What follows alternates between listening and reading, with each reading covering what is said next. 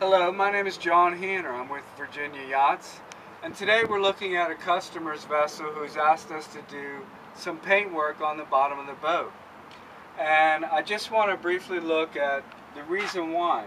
We're looking at the existing paint here where my hand is, and we can see some flaking of the paint. We can see some reduction of paint where it's actually missing, and we can also see some abrasions where maybe they've ran aground and been in shallow water.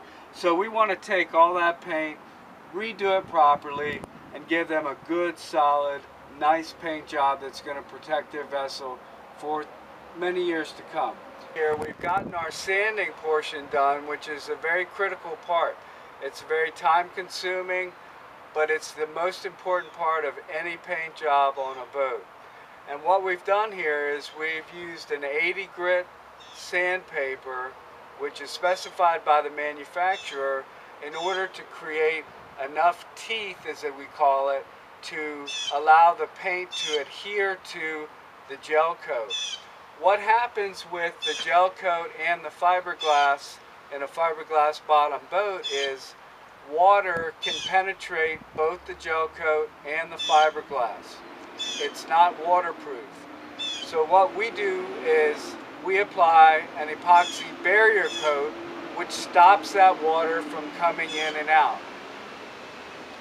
So what we're going to do is when we have water go in and out of the fiberglass, it creates blisters, and it can actually create a length or a segment of what's termed delamination, where a long sheet of fiberglass is actually coming loose.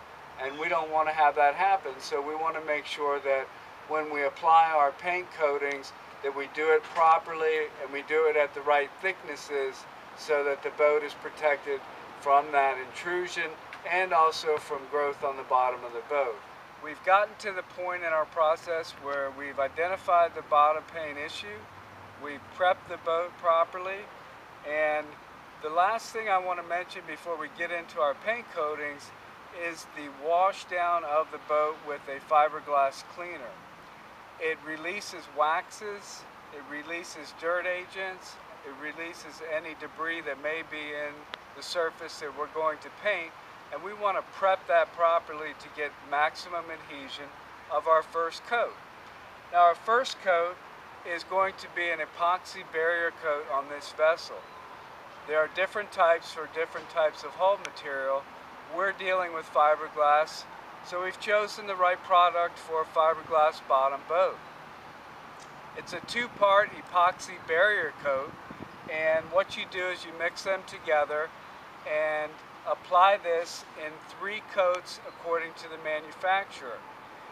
What this will do is it will stop the water intrusion into the fiberglass that we spoke of earlier. It's a very soft, almost rubbery type of compound that allows the water to stop getting into the gel coat and to the fiberglass and causing those problems. So we'll do 3 coats, excuse me, 3 coats of our barrier coat, and then we're going to move to our bottom paint. Bottom paint essentially is not just a color. It has several determining factors that do very well in protecting your boat.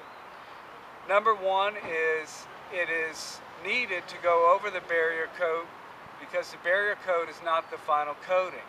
So we're going to do 2 coats of this, which is the manufacturer's suggested amount of coatings, to get the right thickness that is adequate enough to protect your vessel. What this does is it has a metal in it which is called cuprous oxide. It's nothing much more than a copper metal which prevents the animals that are in the water from attaching to your boat, such as some of the algae and in saltwater conditions, the barnacles.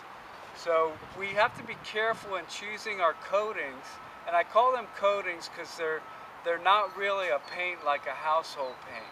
They are coatings. They're made of different types of materials and they act differently.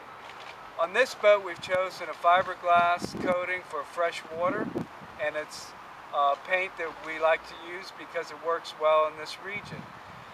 it also sloughs off as some growth does attach to it, and as you run the boat, some of the paint along with what growth is on there starts to come off, and it creates a new surface that's almost as good as it was brand new.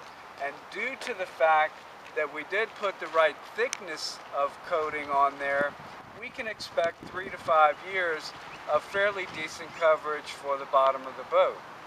If you want or need any more information on coatings or paints on the bottom of the boat that you own, please give us a call at the office or visit us at virginiayachts.com. Thanks again for tuning in to our video session on bottom paint, and check in for future ones. And also I wanted to say one last thing. Send us your topics through our website of what you might like to see in the next video session.